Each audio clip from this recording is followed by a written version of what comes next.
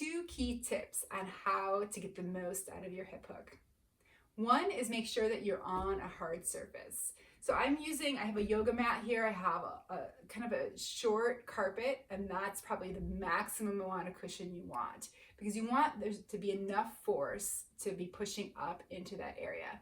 If you're on a bed, you're not going to be able to position it in the right spot, and you're not going to be able to get enough force. Even on a treatment table, sometimes I stick these underneath people when they're on the treatment table, it's still kind of squishy and doesn't work that well.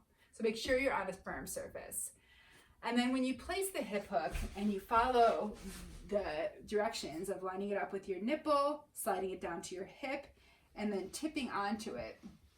In this tip part, it's really important that when the hip hook is underneath you, that the hip hook is flat, meaning it's not tipped like this underneath you.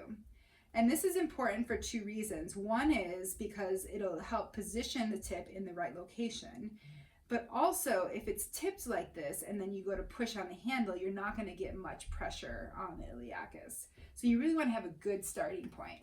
So when you're rolling over from the hip position to the tip position, you want to tuck that metal part kind of underneath you so that it's lying completely flat on the ground and not tipped like this. Not tipped like this.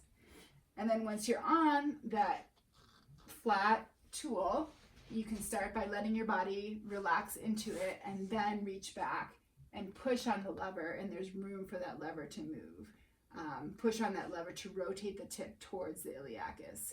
And you can do it with your hand like this, which works for me because I have lots of shoulder range of motion.